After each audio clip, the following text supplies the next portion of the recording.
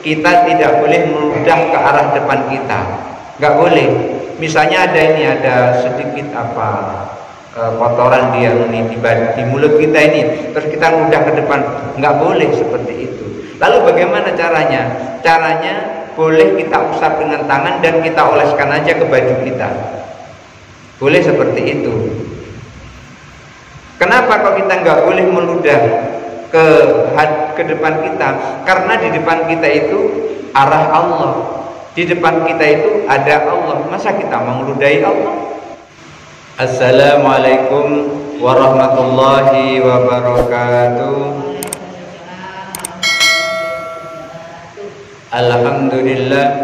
Alhamdulillahi nasta'inuhu wa nastaghfiruh wa na'udzu billahi min syururi anfusina wa min sayyiati a'malina. May yahdihillahu fala mudilla lahu wa may yudlilhu fala hadiya lahu. Asyhadu an la ilaha illallah wahdahu la syarika lah wa asyhadu anna Muhammadan abduhu wa rasuluhu la nabiyya ba'dah. Allahumma shalli ala sayyidina Muhammad wa ala ali sayyidina Muhammad. Rabbi shrah li sadri wa yassir li amri wahlul 'uqdatam min lisani yafqahu qawli, amma ba'du. Ibu-ibu jamaah pengajian Masjid Syahadatul Najah yang dirahmati Allah, kemarin kita membahas tentang 4 hal, di mana 4 hal ini harus hadir di dalam sholat. Kalau 4 hal ini tidak hadir di dalam sholat, maka sholat kita itu akan terjadi hampa. Sholat kita tidak akan membuahkan apa-apa. Oleh karena itu, Imam Al-Marjabani beliau menasihatkan kepada kita, qala Al-Marjabani rahimahullahu ta'ala alaihi, semoga Allah merahmati beliau, yahtajul musalli ila arba'i khisalin. Yahtajul musalli, seorang hamba itu, seorang yang sholat. Yahtajul musalli, seorang yang sholat, ila arba'i khisalin, perlu 4 hal. Orang yang sholat itu perlu 4 hal. Untuk apa 4 hal ini? Kapan digunakan 4 hal ini untuk orang yang sholat? Hatta turfa'a sholatuhu, sehingga sholatnya terangkat. Orang sholat harus memerlukan 4 hal ini. Kalau 4 hal ini tidak dibawa oleh orang yang sholat, maka sholatnya bisa tidak terangkat. Sholatnya masih menetap di bumi, tidak sampai ke langit. Sholatnya tidak sampai di hadapan Allah. Sholatnya hanya sekedar gerakan dan hanya sekedar kelihatannya saja sholat. Oleh karena itu perlu 4 hal untuk mengantarkan sholat ini sampai di hadapan Allah Subhanahu wa ta'ala. Apa 4 hal itu? Imam Al-Marjabani beliau menjelaskan kepada kita, al-ula hudurul qalbi. Yang pertama, orang sholat itu harus hadir hatinya. Yang pertama itu harus hadir hatinya. Tidak bisa kita sholat tanpa menghadirkan hati. Katanya mau menghadap Allah, tapi hatinya kemana-mana. Oleh karena itu, yang pertama hudurul qalbi. Orang sholat harus menghadirkan hati. Wasaniyatu, yang kedua, syuhudul aqli. Orang sholat akalnya harus sadar. Pertama, saat sholat hatinya harus hadir. Kedua, saat sholat akalnya harus sadar. Oleh karena itu, orang yang dalam keadaan mabuk dilarang untuk sholat, karena orang mabuk akalnya tidak sadar. Untuk itu, supaya sholat kita itu ada bekas, maka pada saat sholat akal harus sadar. Artinya apa? Artinya kita harus tahu bahwasanya sekarang ini sedang menghadap Allah dengan sholat. maka hudurul qalbi, menghadirkan hati di hadapan Allah. Yang kedua, syuhudul aqli, akalnya sadar, itu modal untuk menghadap Allah, mi'raj di dalam sholat. Wasani, satu yang ketiga, khudu'ul arkani, tunduk kepada rukun-rukun sholat. Kalau orang sholat, supaya sholatnya itu sampai di hadapan Allah, harus mengikuti rukun-rukun sholat. Waktunya takbir ya takbir, waktunya rukuk ya rukuk, waktunya i'tidal ya i'tidal, waktunya sujud ya sujud, waktunya duduk tawaruk ya duduk tawaruk, waktunya duduk iftirash ya duduk iftirash. Jangan waktunya tahiyat malah dia doa iftitah. Waktunya dia baca surah Al-Fatihah malah dia tidak membaca apa-apa. Maka dia harus tunduk kepada rukun-rukun sholat. Artinya harus mengikuti rukun-rukun sholat yang diajarkan oleh Rasulullah SAW, yaitu orang sholat itu mesti diawali dengan takbiratul ihram, dan takbiratul ihram itu adanya sesudah kita niat. Maka yang pertama sekali adalah niat, yang kedua takbiratul ihram. Ketika seseorang niat terus pada saat itu disusul dengan takbiratul ihram, Allahu Akbar, maka yang tadinya boleh pada saat itu menjadi tidak boleh. Contoh, sebelum kita takbiratul ihram boleh kita makan atau minum. Pas takbiratul ihram sudah dimulai, setelah itu nggak boleh makan, nggak boleh minum lagi. Jangan Allahu Akbar tiba-tiba batuk, terus ambil air minum. Nah, itu nggak boleh itu. Yang tadinya boleh, tapi begitu takbiratul ihram langsung tidak boleh. Makanya takbiratul ihram itu adalah mengharamkan sesuatu yang sebelumnya dibolehkan pada saat kita belum sholat. Pas begitu takbiratul ihram mengawali sholat kita, maka yang lain-lain yang tadinya boleh menjadi tidak boleh. Lalu kapan bolehnya lagi?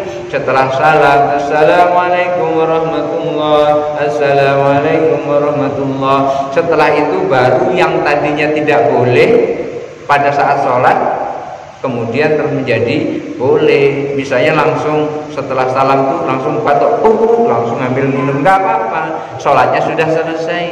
Maka sholat itu adalah diawali dengan takbiratul ihram, diakhiri, diharamkan dengan takbiratul ihram, dihalalkan dengan salam.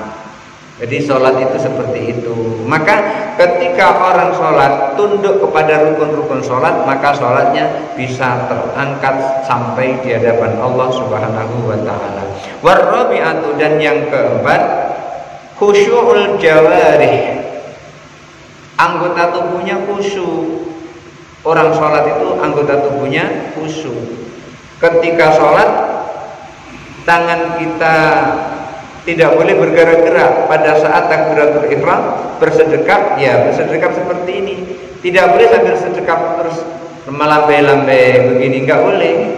Maka harus khusyu'ul jawarih, anggota tubuh harus khusyuk, tidak boleh bergerak-gerak. Makanya orang sholat tidak boleh lirik kanan, lirik kiri, nengok atas, nengok kemana-mana, matanya pindah-pindah, nggak boleh. Maka matanya harus tertuju kepada tempat sujud itu, menghadap kiblat. Kalau ada orang matanya nengok kanan, nengok kiri, apalagi nengok ke belakang, maka sholatnya akan menjadi rusak. Kenapa? Karena tidak menghadirkan khusyu'ul jawarih, anggota tubuhnya tidak khusyuk. Orang sholat jalan kanan, jalan kiri, maju, ada orang sedikit agak aneh disenggolnya begini, itu namanya tidak khusyu'ul jawarih. Lalu beliau menjelaskan, faman shalla bila huduril qalbi, siapa orang yang sholat tanpa menghadirkan hati. Pada saat sholat hatinya kemana-mana, ada yang hatinya di tempat cucunya, ada yang hatinya di tempat kebunnya, ada hatinya di sekolahan, ada hatinya di kampus, ada hatinya di dapur, ada hatinya, pokoknya hatinya tuh lari kemana-mana. Maka orang yang pada saat sholat tidak menghadirkan hati, fahuwa musallin lahin, orang seperti itu adalah orang sholat tapi lalai. Sholat tapi lalai. Ketika orang sholat tapi lalai, apa yang akan terjadi dengan sholatnya? Tentu sholatnya itu akan menjadi rusak. Sholat tapi lalai. Ketika sholat harus hadir hati. Begitu hadir hati, maka sholatnya menjadi sempurna, tidak lalai. Faman sholat bila syuhudil aqli. Yang kedua tadi, sholat yang pertama kan harus menghadirkan hati. Kalau tidak menghadirkan hati, maka huwa musallin lahid, orang yang sholat tapi lalai. Yang kedua, syuhudul aqli, akalnya harus hadir pada saat itu, akalnya harus sadar. Maka ketika seseorang yang sholat kemudian akalnya tidak sadar, waman sholat bila syuhudil aqli, siapa orang yang sholat tanpa sadar akalnya sedang sholat, bahwa musallin sahin, maka orang yang seperti itu disebut orang sholat tapi lupa kalau sedang sholat. Makanya akalnya kemana-mana, akalnya tidak sadar. Oleh karena itu mikir kemana-mana. Pas hujan seperti ini langsung sholat, kemudian terpikir, ya Allah jemuran belum terangkat. Itu namanya akalnya lari kemana-mana, itu nggak sadar kalau sedang sholat. Kalau sedang sholat ya harus kita sadar bahwasanya kita sedang menghadap Allah, kita sedang berada di hadapan Allah. Itulah sering diajarkan oleh ulama-ulama kita, kalau kita sholat seakan-akan kita melihat Allah. Fa'in lam tarau fa'innahu yaraka. Walaupun kita nggak bisa melihat Allah, Allah bisa melihat kita. Jadi seakan-akan kita berada di depan Allah. Makanya pada saat sholat, Bu, kita tidak boleh meludah ke arah depan kita, nggak boleh. Misalnya ada sedikit kotoran di mulut kita ini, terus kita mudah ke depan, nggak boleh seperti itu. Lalu bagaimana caranya? Caranya boleh kita usap dengan tangan dan kita oleskan aja ke baju kita, boleh seperti itu. Kenapa kok kita nggak boleh meludah ke depan kita? Karena di depan kita itu arah Allah, di depan kita itu ada Allah. Masa kita mau meludahi Allah? Ketika kita mengarah ke depan itu berarti kita meludah ke arah Allah. Kita tidak boleh. Di dalam kitab Al-Muhadzab, Imam Syirazi di situ menjelaskan kita tidak boleh sholat dalam keadaan meludah ke depan. Kalau pengen meludah ya ke samping kiri, atau kalau tidak ya kita usap dengan tangan kemudian kita lapkan ke bagian tubuh kita yang lain supaya kita tidak meludah ke depan. Maka orang yang sholat, faman sholat bila syuhudil aqli, siapa orang sholat tanpa sadar kalau dia sedang sholat, bahwa musallin sahid, orang yang seperti itu adalah orang yang lupa, sholat tapi lupa. Faman sholat bila khudu'il arkani, bahwa musallin jafin. Yang ketiga, ketika kita sholat harus ada khudu'ul arkan, tunduk kepada rukun-rukun sholat. Kita harus ikuti rukun-rukun sholat. Gimana rukun sholat? Pertama, niat. Sesudah niat, takbiratul ihram. Sudah itu baru membaca doa iftitah. Ini bukan rukunnya. Kemudian membaca surah Al-Fatihah. Begitu seterusnya sunnah dan rukunnya dijalankan sampai akhirnya salam terakhir. Itu namanya khudu'ul arkan, mengikuti rukun-rukun sholat. Kalau orang tidak mengikuti rukun-rukun sholat, faman sholat bila khudu'il arkan, siapa orang yang sholat tapi tidak mengikuti rukun-rukun sholat, bahwa musallin jafin, orang seperti itu sholatnya sholat tapi bolong, sholat tapi nggak ada isinya di dalam sholat itu. Macam mana sholat nggak ada isinya itu? Sholat nggak ada isinya itu ya sama dengan ibu beli sesuatu, harapannya adalah sesuatu itu seperti yang kita harapkan. Misalnya beli nasi bungkus atau apa, dibungkus persis seperti nasi bungkus, tahu-tahu sampai di rumah dibuka isinya nggak ada. Harapannya tadi adalah ada isinya. Seperti itu juga orang ketika sholat tanpa khudu'ul arkan, seakan-akan wah aku sudah sholat, aku nanti akan dikasih surga oleh Allah, aku nanti akan kasih pahala oleh Allah, dibungkus dalam bungkusan sholat, ternyata isinya nggak ada. Kenapa? Karena bila khudu'il arkan, sholat tanpa tunduk terhadap rukun-rukun sholat dan mengikuti rukun sholat. Faman shalla bila khusyu'il jawari fahuwa musallin khati'in. Yang keempat adalah khusyu'ul jawari. Yang keempat yang harus ada dalam sholat adalah khusyu'ul jawari. Anggota tubuhnya khusyuk. Kalau ada orang yang sholat tanpa khusyuk anggota tubuhnya, bahwa musallin khati'in, yang seperti itu sholat tapi salah, sholat tapi salah, sholat tanpa menghadirkan hati, orang seperti itu namanya musallin lahin, orang sholat tapi lalai.